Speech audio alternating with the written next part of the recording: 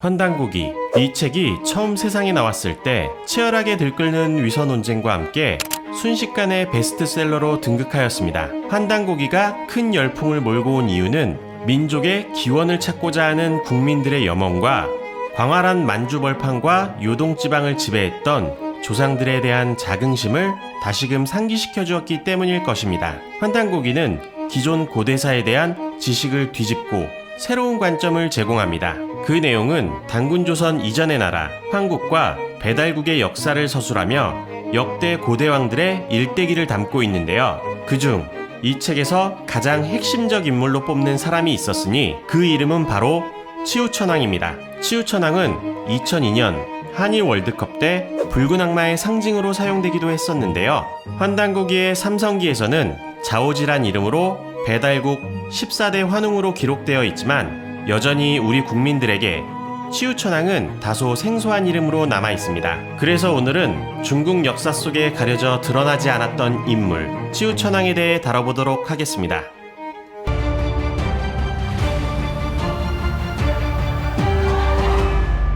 그는 신처럼 용맹이 뛰어났고 구리로 된 머리와 쇠로 된 이마를 하고 큰 안개를 일으키며 세상을 다스렸다고 전해진다.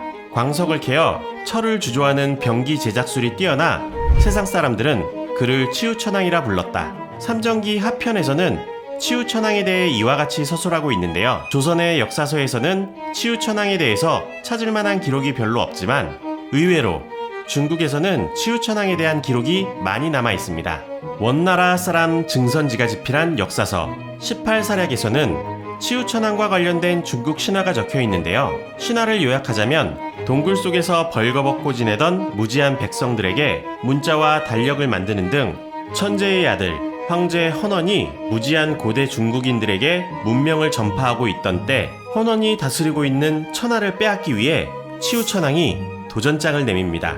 치우는 바람의 신 풍백과 비의 신 우사 그리고 도깨비 무리들을 끌고 와 모든 전쟁의 승기를 잡는 듯 했으나 마지막 전투에서 패하는 바람에 헌원은 치우를 형틀에 채운 채 즉각 처형했고 지금의 한족 중심으로 중국을 최초 통일합니다. 이 사건이 바로 중국 고대사에서 가장 유명한 전투로 불리는 탕록대전인데요. 중국은 이 헌원과 치우의 전쟁 신화에 대해 중국의 건국신화라고 밝히며 중국 민족의 정통성과 권위를 뒷받침하는 데 사용하고 있습니다. 오래전 중국은 헌원에 대항하는 치우를 이방 야만인급으로 취급했지만 다시 입장을 바꿔 치우의 기념비를 세우고 제사를 지내는 등 치우천왕을 중국의 조상으로 탈바꿈하는 작업을 하고 있습니다.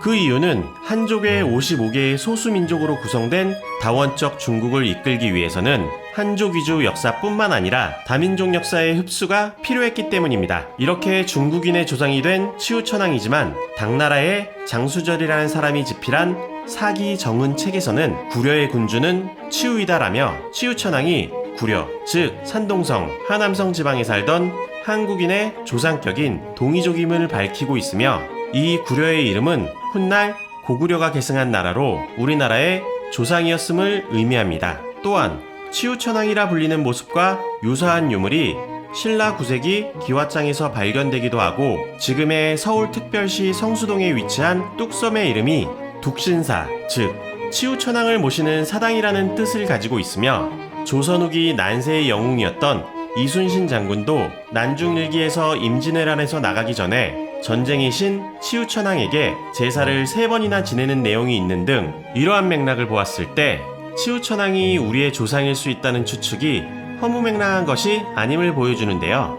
지금도 중국에서는 남부, 베트남, 태국 등에 흩어져 사는 묘족, 흐몽족들이 구려족의 후예를 자처하며 치우천왕을 조상으로 초항하고 있는데요.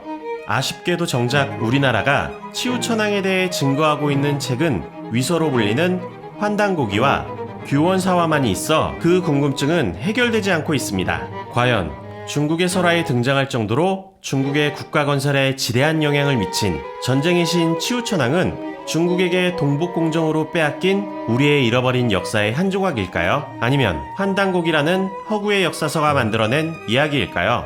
오늘의 보이스는 치우천왕에 관한 이야기였습니다.